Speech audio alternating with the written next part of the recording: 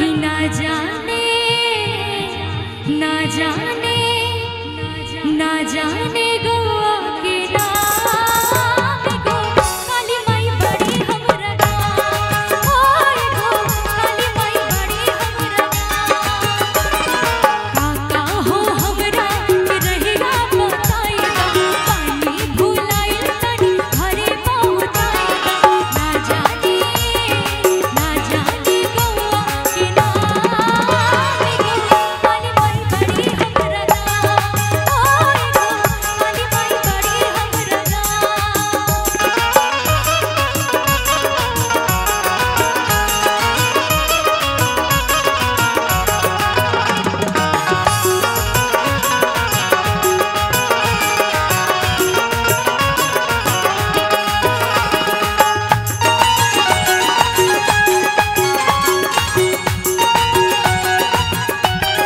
घूमे खातिर आइल रही नवरात्र के मेला छूटल सबके साथ दादा हो गई अकेला घूमे खातिर आइल रही नवरात्र के मेला छूटल सबके साथ दादा हो गई अकेला कबही से घूमे ने नीले के घास से पानी बेहाल हम तो भूखिया बेहास से भाग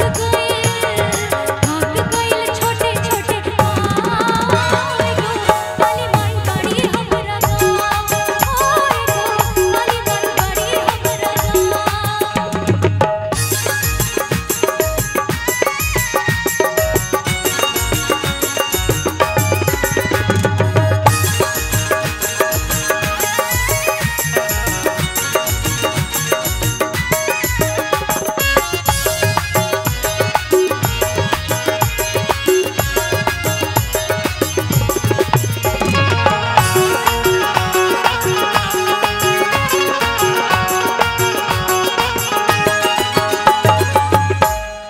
और इसी भजन में कहेंगे क्या? अच्छा 1 मिनट भैया रुक जाइएगा। अच्छा आप लोग को क्या शर्म वरम आ रही है बता दीजिए। शर्म आ रही है या कसम खा के आए हैं घर से ताली नहीं बजाएंगे जयकारा नहीं लगाएंगे ऐसी कोई बात है? बस हंस रहे हैं। ऐसी कोई बात है तो बोल दीजिए। और अगर शर्म आ रही है तो शर्माना नहीं है क्योंकि जिसने किए शर्म उनके फूट गए कर्म तो कर्म को बचाए रखना है ठीक है ना। तो जो मैया को सच्चे दिल से मानते हैं एक बार दोनों हाथों को उठा के एक बार जरा दिखाएंगे कौन कौन मानते हैं हमारी मैया को। 1 2 3 4 5 6 7 8 9 10 चलिए हमारी माता बहनों तो सब मानती हैं लेकिन हमारे भैया जितने यहाँ पर मौजूद हैं खड़े हैं जो भी वो लोग लेकिन नहीं मानते हैं सच्चे दिल से। तो एक बार चाहूंगी माँ के नाम पे जोरदार जयकारा लगाएंगे आप लोग सभी मिलके बोल दे सच्चे दरबार की। इसी गाने में मुझे एक भजन याद आ रहा है कि हाथ उठा के जोर लगा जयकारे लगा ले कि हाथ उठा के जोर लगा जयकारे लगा ले अरे भैया जी जरा ताली बजा लेना। देख लीजिए कंजूसी कि रस्सियाँ जल गई फिर भी ऐठे हैं आप लोगों के लिए हैं भैया। रस्सियाँ जल गई फिर भी ऐठे हैं और हम लोग तब से भजन गाए जा रहे हैं आप लोग हाथ पर हाथ धर कर बैठे हैं। ऐसे चलेगा भैया नहीं ना। तो जो मैया को सच्चे दिल से मानते एक बार दोनों हाथों को उठा ले जरा। कोई नहीं मानता है एक बार बस ज्यादा मैं परेशान नहीं करूंगी मुझे भी पता है आप लोग इरिटेट हो जाते हैं मुझसे कोई बात नहीं।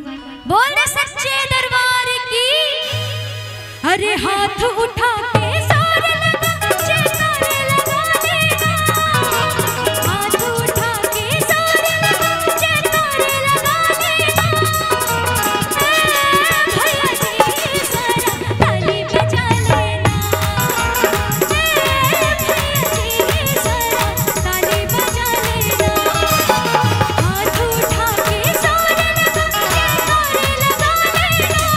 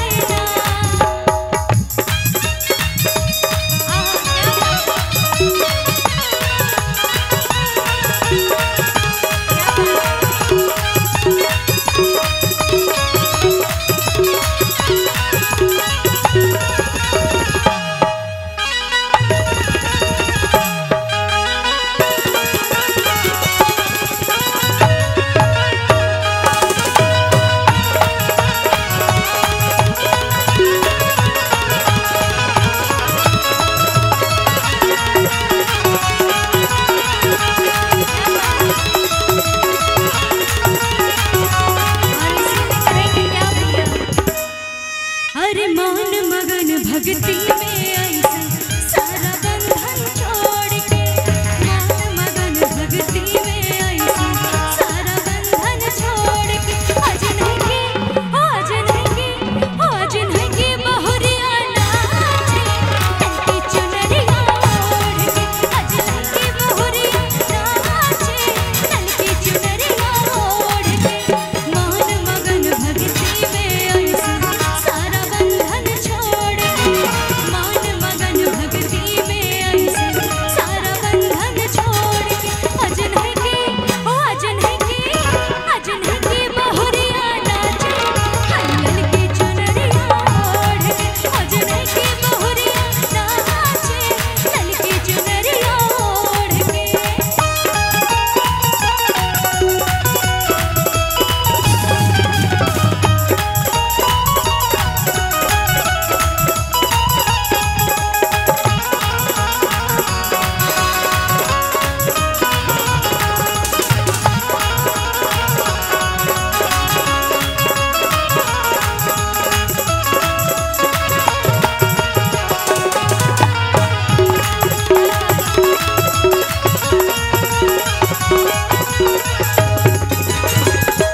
और कहेंगे क्या भैया?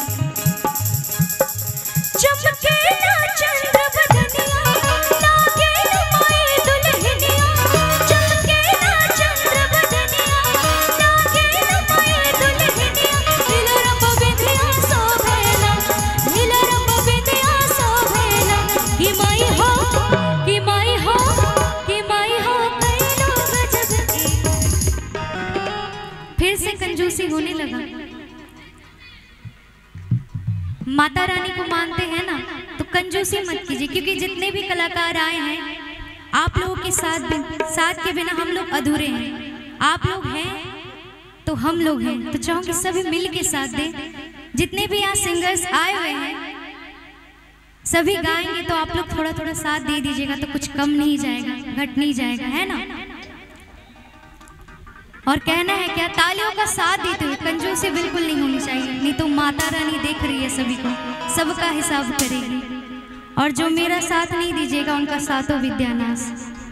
भैया लोग के लिए खास करके कि आप लोग तो साथ दे रहे हैं, हमारी माता बहनें पूरा साथ दे रही है मेरी, लेकिन आप लोग नहीं दे रहे, तो चाहूंगी सभी मिल के साथ दें कि माई हो, कि माई हो, कि माई हो।